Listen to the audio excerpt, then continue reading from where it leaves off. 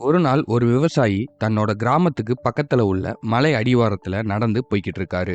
அப்போ அவரோட கண்கள்ல ஒரு கழுகு முட்டை தென்படுது. அதை பார்த்து ரொம்பவே ஆச்சரியமடைந்த அந்த விவசாயிக்கு ஒரு ஆசை வருது. உடனே அந்த விவசாயி அந்த முட்டையை எடுத்துக்கிட்டு தன்னோட பண்ணைக்கு போறாரு. பண்ணைக்கு வந்ததும் அங்க உள்ள கோழி முட்டைகளோட சேர்த்து இந்த கழுகு முட்டையையும் அடை வைக்கிறாரு. அப்படியே நாட்களும் கடக்குது. முட்டைகள்ல இருந்து குஞ்சுகளும் வெளியே வர ஆரம்பிச்சிருச்சு. ஆமாங்க, பல கோழி குஞ்சுகளுக்கு நடுவுல ஒரு கழுகு குஞ்சும் பிறப்பெடுக்குது.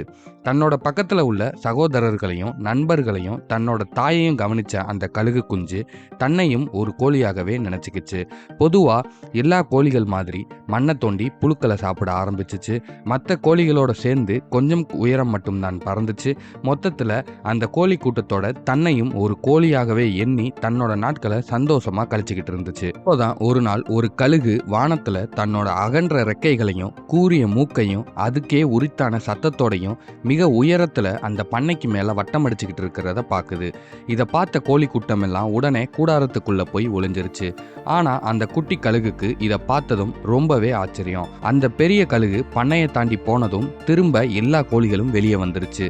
உடனே அந்த குட்டி கழுகு தாய்க்கோழி கிட்ட போய், இவ்வளவு உயரமா பறக்கிற அந்த விலங்கோட பெயர் என்னம்மா? நம்மனால அவ்வளவு உயரமா பறக்க முடியாதான்னு கேக்குது. அதுக்கு அந்த தாய்க்கோழி, அதோட பெயர் தான் கழுகு, அதுதான் இந்த வானத்தோட அரசன், அதனால மிக உயரத்துக்கு மேகங்களை தாண்டியும் பறக்க முடியும். ஆனா நம்ம சாதாரண கோழிகள் தான், நம்மளால அவ்வளவு உயரத்துக்கு பறக்கிறது சாத்தியமே இல்லை அப்படின்னு சொல்லுது. இதை கேட்ட அந்த குட்டி கழுகும் வானத்துல சிறகடிச்சு பறக்கணும் அப்படிங்கிற தன்னோட ஆசையை கைவிட்டுட்டு மற்ற கோழிகளோட சேர்ந்து மீண்டும் மண் தரையில புழுக்களை தேட ஆரம்பிக்குது. அப்படியே நாட்களும் கடக்குது. அந்த குட்டி கழுகும் வளர்ந்து பெருசாகுது.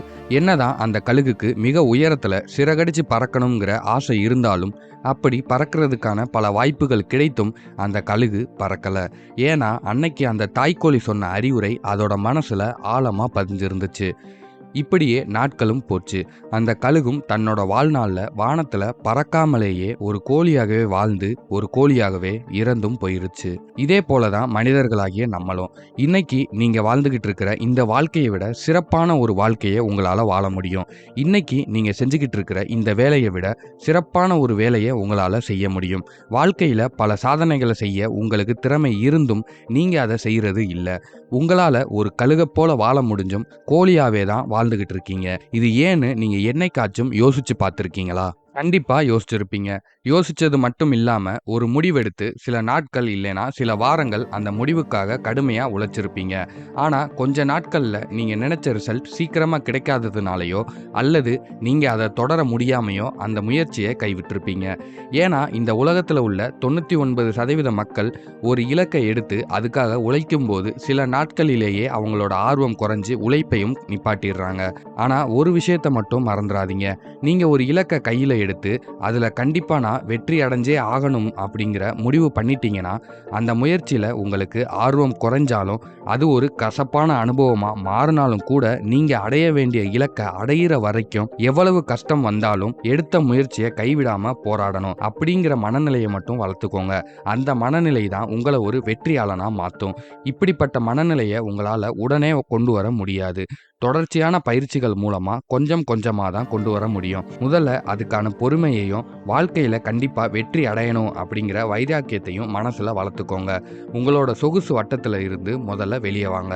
உளிப்படாத எந்த கல்லும் சிற்பமாகாது. எந்த கல் உளியோட வலியை தாங்குதோ, எந்த கல் உளியையும் சுட்டியையும் வச்சு ஓங்கி அடிச்சாலும் உடையாம உறுதியா நிக்குதோ அந்த கல் நிச்சயமா மக்கள் அனைவரும் திரும்பி வியந்து பார்க்கக்கூடிய ஒரு சிற்பமா சிலையா மாறியே தீரும் அப்படிங்கிறதுல எந்த சந்தேகமும் இல்லை. இறுதியா இந்த ஒரு விஷயத்தை மட்டும் மனசுல ஆழமா பதிஞ்சு வச்சுக்கோங்க. வாய்ப்புகள் தற்காலிகமானது, அது கிடைக்கும் போதே பயன்படுத்திக்கோங்க. அப்படி இல்லாம சோம்பேறித்தனமா அப்புறம் பார்த்துக்கலாம்னு நீங்க அதை தவற விட்டீங்கன்னா உங்கள் வாழ்நாள் முழுவதையும் ஒரு கோழி பண்ணையில வாழ்ற கழுகாகத்தான் கழிக்க வேண்டியது இருக்கும்.